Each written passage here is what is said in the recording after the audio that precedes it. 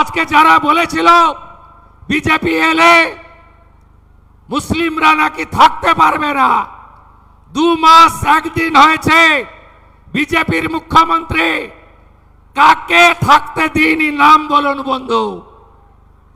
বলেছিলেন দাঙ্গা হবে, বলেছিলেন প্রার্থনা বন্ধ করে দেবে, বলেছিলেন আমাদের ধর্ম পালন করতে দেবে না, বলেছিলেন ডিটেনশন ক্যাম্পে পাঠাবে। আমি জানতে চাই তালিকাটা। বেলডাঙ্গায় আগুন, রেজিনগরে রেল স্টেশনে আগুন, ধুলিয়ানে আগুন, শক্তিপুরে আগুন, শামসেরগঞ্জে আগুন, নিমতিতাতে আগুন, ঔরঙ্গাবাদে আগুন।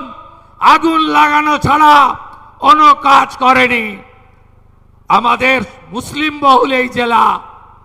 আমি তৃণমূলের হয়ে যারা ভোট করেন তাদের কাছে জানতে চাই, 19 সালে প্রাক্তন মুখ্যমন্ত্রী মমতা ব্যানার্জি আর তার প্রাক্তন মন্ত্রী সিদ্দিকুল্লাহ চৌধুরী আগুন লাগিয়েছিল কেন?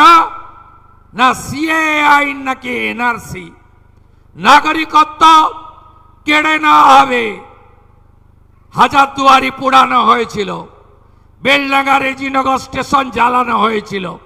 সিএ বন্ধু চালু হয়েছে, কার নাগরিকত্ব গেছে?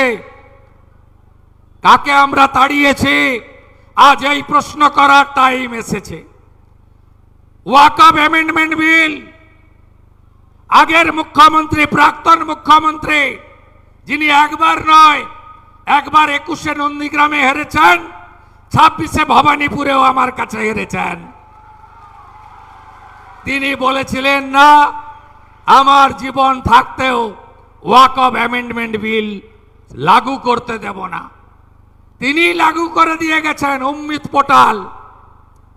অনেকে পোর্টাল আপলোড করতে পারেননি।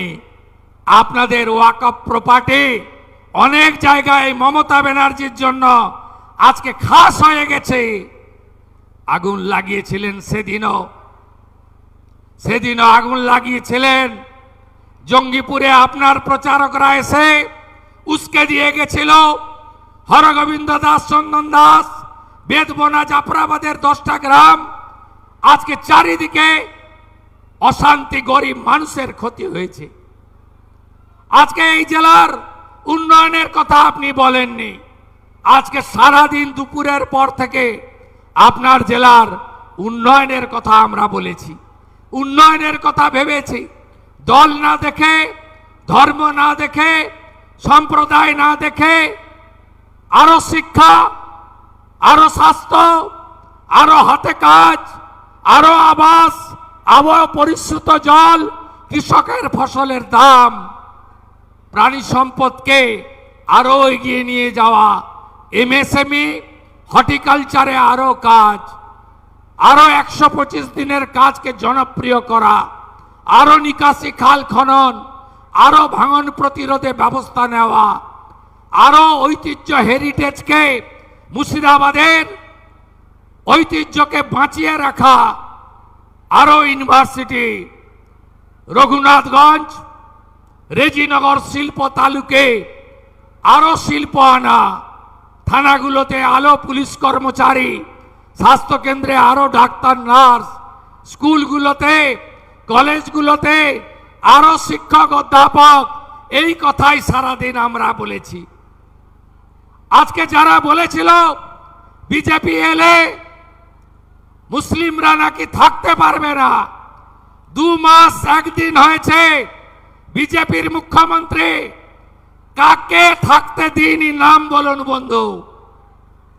বলেছিলেন দাঙ্গা হবে, বলেছিলেন প্রার্থনা বন্ধ করে দেবে, বলেছিলেন আমাদের ধর্ম পালন করতে দেবে না, বলেছিলেন ডিটেনশন ক্যাম্পে পাঠাবে। আমি জানতে চাই তালিকাটা।